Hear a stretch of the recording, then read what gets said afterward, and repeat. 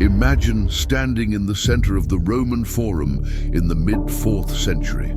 To the casual observer, everything still looks eternal. The marble columns of the Temple of Saturn still gleam under the Mediterranean sun, and the majestic arches still celebrate victories that once spanned the known world. But if you looked closer, not at the stone, but into the eyes of the citizens walking those streets, you would see the first signs of the end. It wasn't a sudden explosion that leveled Rome. It was a slow, agonizing erosion of the spirit. For centuries, being Roman was more than a legal status.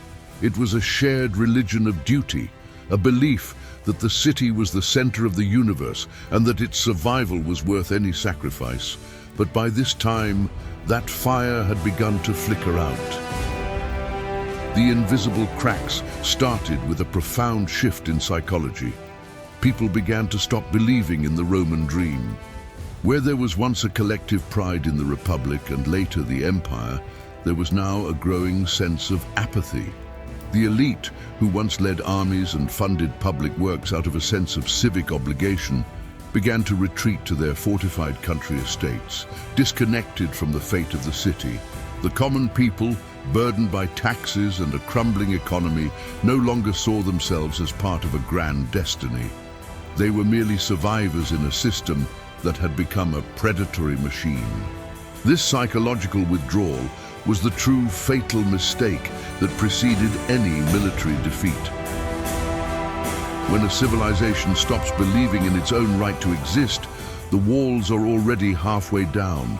The concept of Romanitas, the essence of being Roman, was being hollowed out from within. This wasn't just about politics, it was a crisis of identity. The shared values that had held diverse peoples together from Britain to Egypt were dissolving into individual interests and local loyalties. As we look at the ruins today, we often ask which tribe burned which building, but the more haunting question is why no one was left with the will to stop them. The internal collapse of conviction meant that when the barbarians finally arrived at the gates, they weren't breaking into a fortress. They were walking into a house where the inhabitants had already stopped caring about the locks. The legendary Roman legions were once the iron backbone of the Mediterranean world. For centuries, the Roman soldier was not just a warrior, but a stakeholder in the empire, a citizen farmer who traded his plow for a gladius because he believed in the protection of his home and the glory of the eagle. However, as the 4th century progressed, this sacred bond between the citizen and the state began to shatter.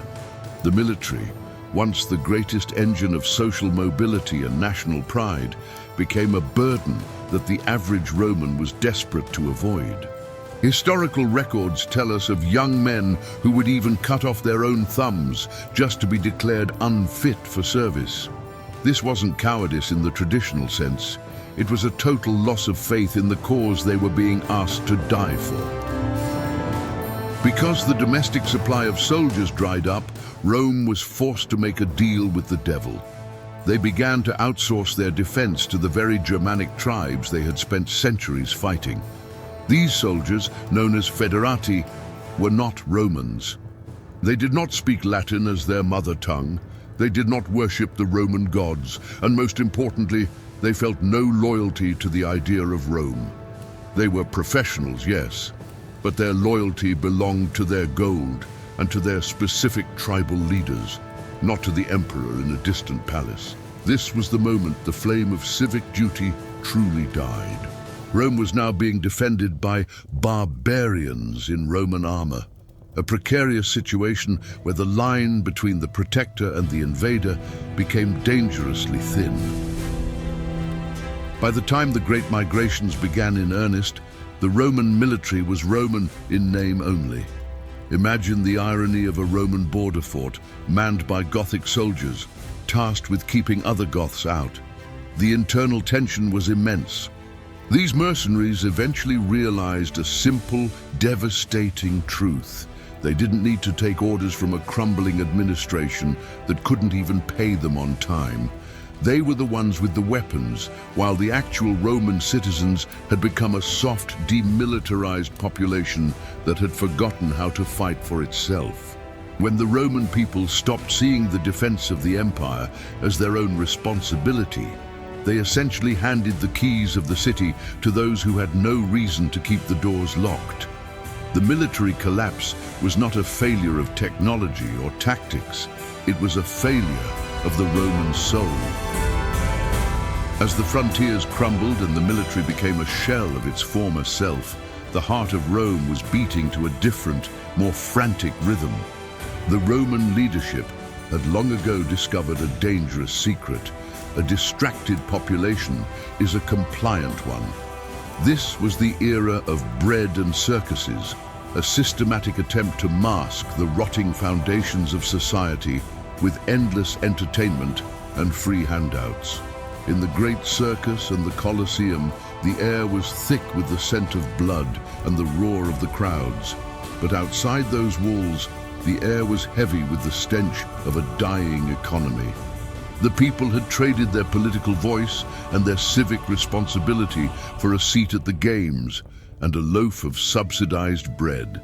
This was not a sign of wealth, but a desperate bribe to prevent the masses from realizing that their world was falling apart. Behind the scenes, the Roman economy was suffering from a self-inflicted wound: hyperinflation. To pay for the massive costs of the mercenary armies and the extravagant lifestyles of the bureaucracy, the emperors began to devalue the currency. They took the silver denarius and mixed it with cheap copper, effectively lying to every citizen about the value of their money.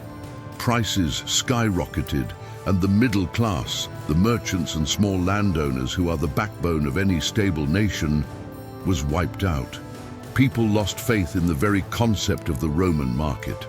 Taxes became so oppressive that many citizens actually fled Roman territory to live among the so-called barbarians, finding that the life of a savage was more predictable and less taxed than life under the Roman tax collector. The moral and economic debt had become a weight that even the eternal city could no longer carry. Decadence was not just about luxury, it was about the loss of a long-term vision. The Roman elite were no longer investing in infrastructure, innovation, or the future. They were consuming the capital built by their ancestors. The sense of urgency was replaced by a hollow hedonism. When the news reached the capital that the borders had been breached or that a province had been lost, the reaction was often a collective shrug, followed by a demand for more games. The people had become spectators in their own history, watching the collapse of their civilization as if it were just another play on a stage. By the time the treasury was empty and the granaries were dry, the Romans had already spent their most valuable asset, the trust they had in their own system. The end of Rome did not come with a world-shattering thunderclap. There was no single day where every citizen woke up and realized the empire was gone. Instead, the year 476 AD arrived as a quiet, almost inevitable conclusion to a story that had already been written in the hearts of the people. When the Germanic chieftain Odoacer deposed the young Romulus Augustulus, the boy emperor whose very name was a tragic echo of Rome's founders, the world didn't stop turning. In fact, many in the city of Rome barely noticed. The Senate continued to meet, the baths remained open for a time, and the sun continued to rise over the Tiber. But the soul of the empire, that invisible thread of shared belief that had once stretched from the deserts of Africa to the cold forests of Germania, had finally snapped. The fall of Rome was the victory of silence over noise. It was the silence of empty villas, the silence of abandoned roads that no longer led to a central authority, and the silence of a people who had forgotten who they were. The Roman identity had simply evaporated, replaced by local loyalties and a desperate struggle for daily survival. For centuries, The idea of Rome had provided a sense of order and meaning to millions. Now, that idea was a ghost. People began to look at the massive monuments of their ancestors, the aqueducts that carried mountains of water, and the arenas that held tens of thousands, and they no longer understood how such things were possible. They were living among the giants of a past they could no longer claim as their own. This is the most haunting lesson of the Roman collapse. A civilization is not destroyed by the loss of its walls, but by the loss of its conviction. When the Romans stopped believing that their society was worth the sacrifice, they became a hollow shell waiting for the slightest push to crumble. The barbarians didn't destroy Rome. They simply inherited the ruins of a people who had already given up on themselves. As we look back through the fog of the last 15 centuries, we see that the true fatal mistake was the assumption that greatness is permanent. Rome didn't fall because it was weak. It fell because it forgot why it needed to be strong. The final silence was not the end of a city, but the end of a dream that everyone had simply stopped dreaming. Thanks for watching. If you enjoyed this video and are passionate about this type of content, subscribe to the channel so you don't miss future videos and discover more fascinating stories. See you in the next video.